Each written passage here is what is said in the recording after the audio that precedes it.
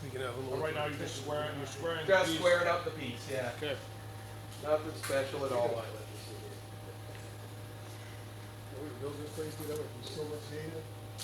So much data. And that was before you had a memory card too, so you could only do 10 minutes at a time. Yeah, I was wearing it thin.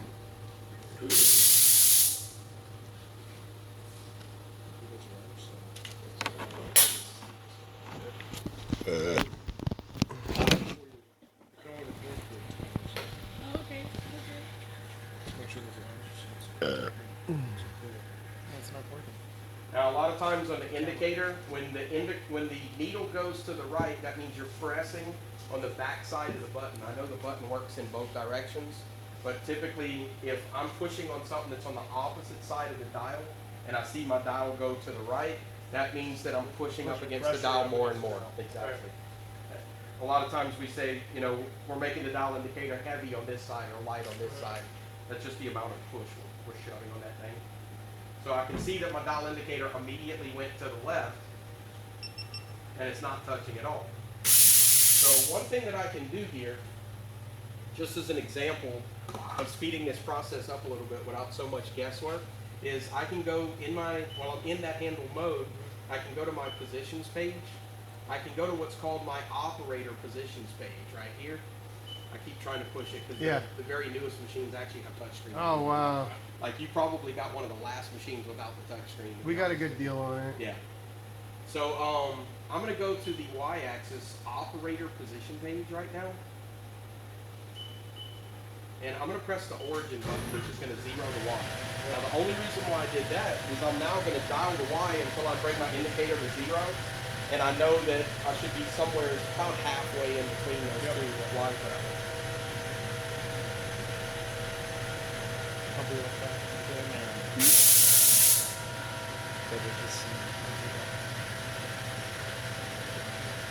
Nice. So now I see I moved the Y 47,000, so 23-ish and a half-ish. 23 and 5/10. Yeah. There you go.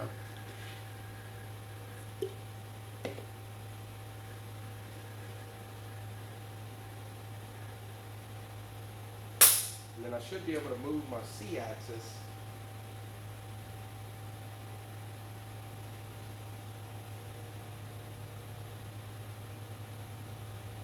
Until I touch my indicator, and I should be relatively close. I can start playing from there. Oh, there There it you is. go.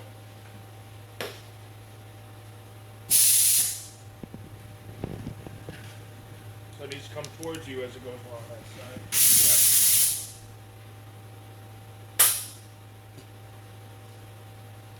Yeah, it's always got something in its mouth. And I'll move Y-axis a little closer. We're at 3, 4. Okay.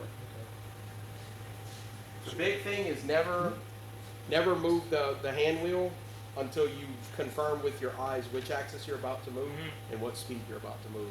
That's how you prevent damaged indicators. I had him get a cheaper one.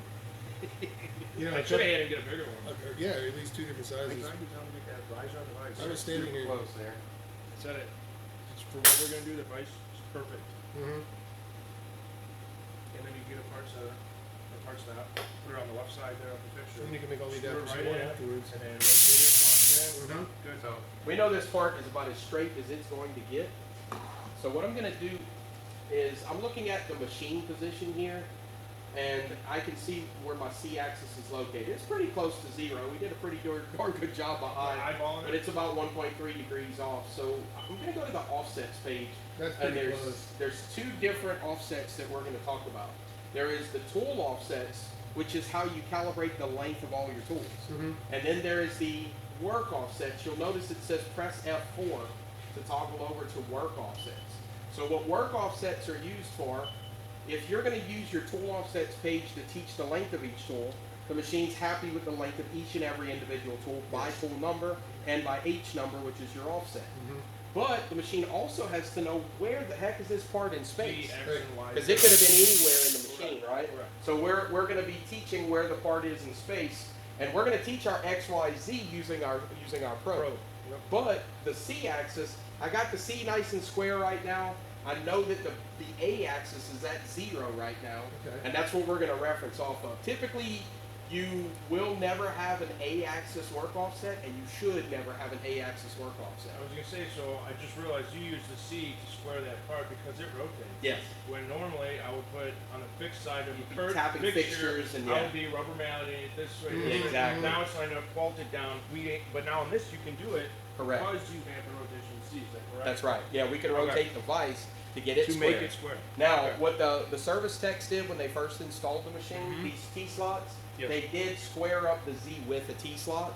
So typically, if your vise has the notches in them already, Mhm. and you push it hard up against the back and tighten it down, it's It's probably already- going to be good already. Okay. But you can definitely fine-tune it like this if you need. That's pretty neat. Yeah. It makes it easier. Because honestly, sometimes you might want C oriented with with the opening being in line with X. Sometimes you might want it at 0 when it's in line with Y. It just depends on the part that you're wanting. Mhm. Now, say you had the vise on there, would it automatically center because of how it locates itself on that riser right there? Because of how it bolts in? Technically yes, but it's always nice to have just a little bit of free play there to do Okay. small adjustments. Okay. Yeah. So I'm going to go to the C-axis G54. Now G54, as you know, is the first available work offset. Right. The most common you're always going to use. So I'm going to go to G54 C-axis. I'm going to press the part 0 set key, and basically what that just did is it took that machine position and it inputted into heater. Yeah, now it's going to keep it that way. Exactly. And Yeah, I know G54 that is the the machine's beginning doing of a all lot of this all stuff codes. for you guys, but bear in mind when it comes to work offsets, your X, your Y, your Z0, they're not magic numbers. No. That is the absolute number from machine home to where the part is in location of space. So if the part is located further to the right on the table, your X-axis value will be a smaller negative number because X Right, zero right. is all the way Oh, to to the your left. So now your X had to move less to get to the part. If the part's over here, you're going to have a much larger number because you might have traveled 45 inches to get to that part.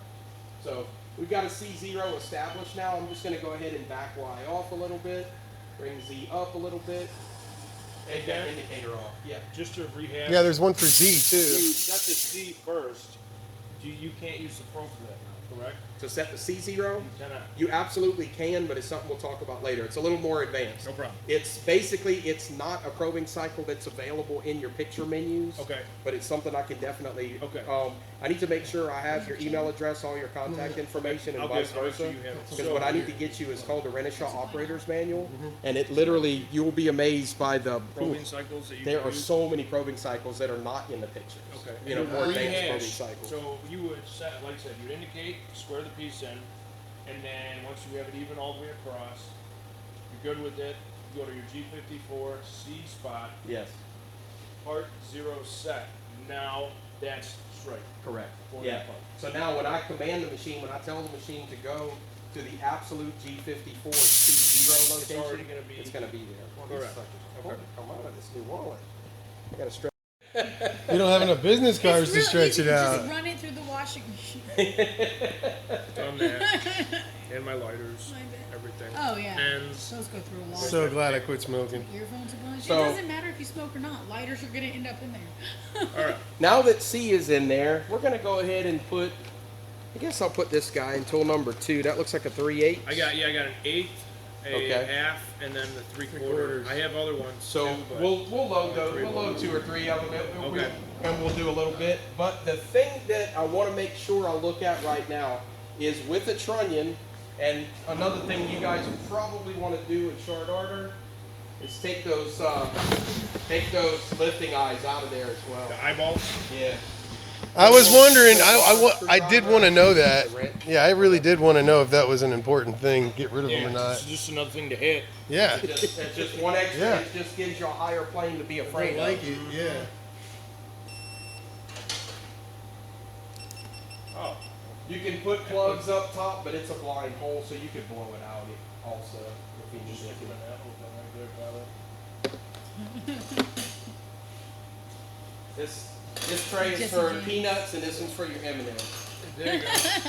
Word. Where's my beer go? Right here. So- Yeah, yeah. It stays in your hand, or you're not doing your job right. It's right here. That's not. That's the next one. That's not. Yeah, that's the prep. Something else you're always going to think of with the trunnion is where do I want the machine to go when I make a safe tool change? And of course, we're not trying to break the world record for speed here. So a lot of times what you'll see me do is you'll see me set a tool change just about at the same location where I might probe a part. We have it set so that when a tool changes, It will go there? Okay, so y'all already did it. Yes, Good. yes. Because I was going to say, it used to be on the classic haas control, you had to make a macro to do that. On the new machine, it's under the settings. It's under what's called user positions. And it is the tool change mid position that you set up. Okay. So just so that you'll know, that the service tech probably did it for He you. did. I had it But right. go to settings, go to user positions, go to tool change mid position, and that's where he set it. But actually Y0? Yeah, I guess we'll go with access that. to the That'll page work. so you can try it out. Take the house online training. I was looking to see if I wanted to go someplace else with it. So, with that being said, we're gonna make a tool change to tool number 2, and we're gonna load our 3/8. T2, L6, and MDI. Yeah, I Actually, we could do T2 in MDI and just hit ATC for it. We could do it either way. It's an okay. See, M codes are on off switch. Ladies, okay. Yeah. thing I was writing felt like Gotcha. something probably Yeah. It's a job shop. Gotcha. Yeah, you usually try to get it right there in front of the indicator. Yeah, I had to move it just so. But again, I'll line it up, and I'll push and release the tool setter pretty quick. Mm-hmm. The tool release button, sorry. You just prep it. You just prep it and place it. Yep. And as soon as you see that tool start to move, you can let it go. It'll suck it right in. Tool 3. personally don't like Is that they're I'm trying to remember when's the last time the United States had a Formula One team, but this is the first was in the time 90s. ever. Yeah, we had it in the 90s. I'm going to show you how to get to the menu and how to navigate through your tool setting as compared to your work-off setting. Just because it's redundant practice, right? Yeah. So we're going to go to the edit mode. And at the top of the edit screen, you can either be in the editor to play with a decode or you go to VPM, which stands for Visual Programming System. It just means a bunch of pictures. Write a program using pictures. Okay? We're going to go to the program menu by going to the down arrow. And basically every one of these navigational things you're going to do is right arrow, left arrow, up and down. We're going to go to tool offsets, and we are actually going to auto-length a non-rotating center cutting tool. Now this is going to work for every center cutting tool that you have. If you ever have a face mill or an inserted cutter that can't drill, basically, that's when you need the manual length operation. Okay. Okay. Those first two are what you're going to use 90% I of get the it, time. because 90% of the time we're just using the tip of the bit. And Exactly. when we do that face mill, we're going to be using the entire shaft. That's Yeah, so correct. you're gonna come at it using the side of the one Right. half the diameter, and it's gonna rotate the opposite way of the cutting edge Correct. to get the lowest or highest point of the bits that are inserted. Now that's going to be what's called the auto length rotating, which we'll get into that as well. The manual length process for the face mill just simply means put one of my inserts over the probe and hit the go button. And it's going to move down a half inch and tell you if it gets something or not. So let's go to auto length non-rotating, enter. And we're going to start out, let's teach tool number 1 first, just because. Yep, just one and enter. You can put the tool type in there if you'd like. So do the arrow down and choose what that guy is. so He's an inbuilt. easy. So 4, enter. Oh, that's cool. Yeah, that's so easy. Just follow the pictures. Nice. Now, it will ask you for an estimated length and an estimated diameter. You do not have to put them if the tool is center cutting. It doesn't matter. Because what it's going to do is tool change, bring the tool to the center of the probe, and teach it. So it's going to do 3 touches. The first touch is actually just going to find the tip. The second 2 are going to actually do an average of the 2 measurements. Okay, yeah, It's I've going to always measure done it 3. again, and then take the average of the 2. Now, with that being said, the number 1, as awesome and as easy as this is, and I say easy because all I got to do is give it a tool number and a type and go. So, you put a diameter in there. Yeah, the 8 inch. Well, actually, tool number 1 is a 3/4. Oh, it's .75. Yeah. I was But thinking I would which leave way. it at 0, but I'll show you Okay. why. Okay. Okay? That's Okay. So now, if we want to teach tool number 1 automatically, all we got to do is press cycle start. It's going to put our code in MDI mode and run it. So just cycle start. We can slow our rapids down if we want to be chickens. I Cycle always start. do. It's going to go up. It'll make the tool change, and it'll teach that tool. Likey. When it cycles the probe on, that unit on the back wall is called the OMI, or optical measuring instrument. It flashes the probe on. Those probes do have batteries, so I don't know. I mean, the machine's been sitting a while, right? Yeah, we Yeah. just put the batteries and everything in it like a month or so ago. Up to your offset page now. Now, that number, that 4.6 inch number, is not a magic number. What it's telling me is that the length of this tool, from the face of the spindle to the tip of the tool, is exactly 4.6 inches. This is the gauge length, right? Yeah, that's correct, the gauge length of the tool. Right. Now, we're going to be careful when we teach the other two. I think the other two might be a little shorter. I noticed that program, the people gets a little close, so we're just going to do it carefully. Okay. Let's go back to the menu by pressing the edit button, the edit mode. And let's change the tool number to tool number 2. Temperature too high. Like an Excel spreadsheet slider bar, there's a tool type in there. I want to go to the right until you get to the tool type. I think it's going to be, right that guy. Okay, good. Somebody already set it up as a pro. That is absolutely 100% important. And the reason why is if you ever get to the point where you say, you know what, man, I want to give the machine a fresh start from scratch. I want to clear all my toolbox sets. Don't clear the probe offset. Because if you do, you just uncalibrated your probe, which is not the end of the world. I was messing with it. F1 is the function to open up clear cell. Yes. Now, you either clear all, clear cell. You want clear cell to go to Yeah, exactly. Now, one of the options in that button, if you hit origin, is clear all tools except the probe on the side. And that's why. It knows if you've got it set up as the probe, it knows it's a probe. If you say clear everything but the probe, it's happy. It'll do that. Okay. So let's call it tool number 30 from MDI mode. MDI, T30. Go to MDI, type in T30. It doesn't matter. Oh, does it? No. Okay. Now, if you do ever want to clear that, though, you can hit the erase program button and it'll clear it. T30 and HAC forward or reverse. And you'll notice it's going to do a somewhat of a slow tool change because you got it on 25% rapid, okay? Also, you can set up a probe if you don't like, it's really not bad to do it, but if you don't like the probe tool changing so fast, you can also set it up as a heavy tool. And we'll talk about that, and it'll make a slow tool change all the time. I might do that. So let's show you how to do it. Let's go to the current commands page, and let's go to the tool table. So go up into the, there we go, over to tool table, and let's go down in there, and the spindle is tool 30, which is the probe. Go to category, right there. Just press the letter H. And what you're doing is set pocket as heavy. So you just made the probe a heavy tool. Now wherever the probe goes, it's going to be a slow tool change. I like that. Yeah. That's nice. Okay. It's also good for bigger face mills and stuff like You that. do that with, it came with this guy right there. Yeah. So let's decide, and again, this is one of those billion-dollar questions, but let's decide where we want G54 X, Y, Z to be. In my head, I'm thinking top of the part can be Z0. Yep. I'm thinking the middle of the part can be X0. Yep. And I'm thinking the front of the part can be Y0. Okay. Now the only reason why I'm thinking that way, I know a lot of times I will probably make it the center of the block, but We have that. since I'm working, Yeah, I want to be away from that clamp. Yep. I figure the front of the part can be Y0. Good.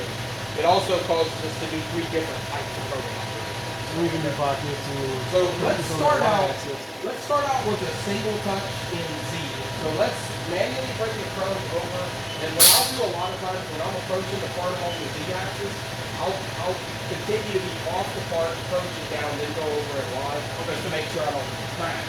So the probe itself, the main way that you could damage that stylus or shear that stylus is by manually moving it, crashing right into the part, and bottoming that probe out. That probe does have a good bit of travel in all directions, so It's got some flexible, flex to it, yeah. but it's only going to move so far.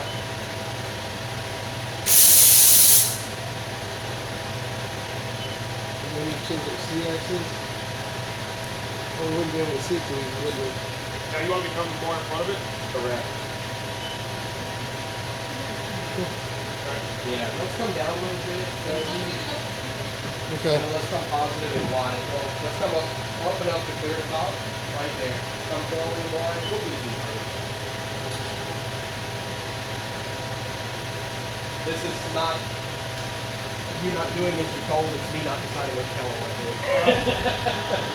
You're the boss. Okay, so from here, let's say we want to teach our Z-axis location first. Now remember, now we're playing with work offsets instead of tool offsets.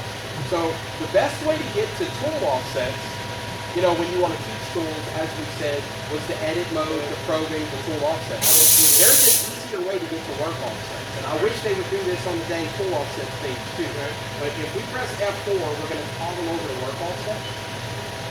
If we highlight G54, let's just say that the Z-axis, it doesn't really matter as long as you've got the correct work offset set. And then we're gonna look at our probing actions, which is F3.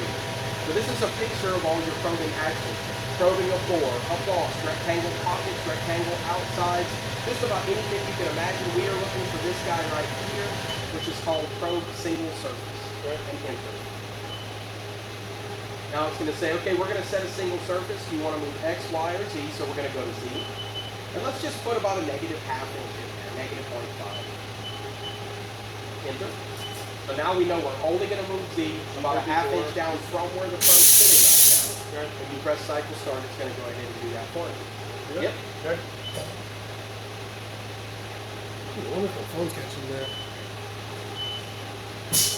Okay. Nothing too dramatic. We touched the top of the part. If we go back to offset page, you're going to notice that it actually gave you a value in the Z-axis already. Okay.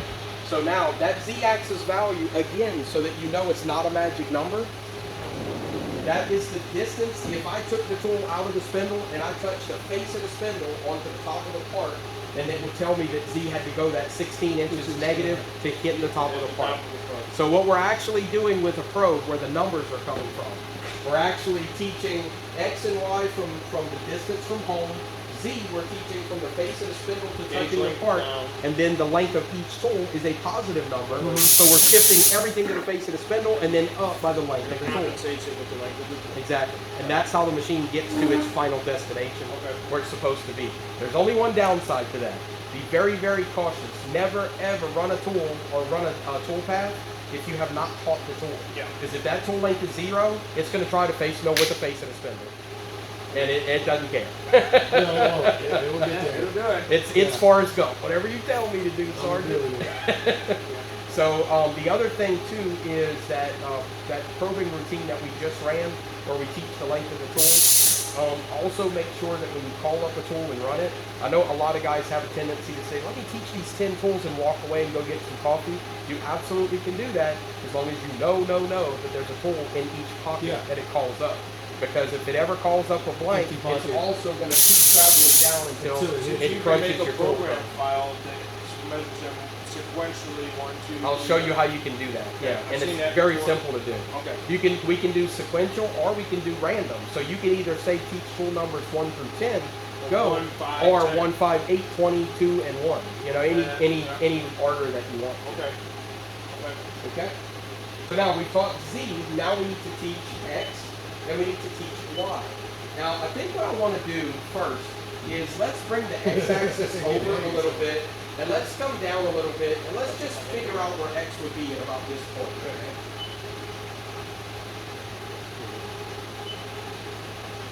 That looks pretty good to me. So I would like my probe to hit this corner and this corner in the process we're about to do. I also want to make damn sure though that it's a nice hot spot and it doesn't hit my clamp, right? So let's go to the positions page, and we would go to the operator's positions page, but we're already there. Let's origin Z by pushing the origin button. It's to the right of the 0 return mode. There it is. Exactly. So now you know.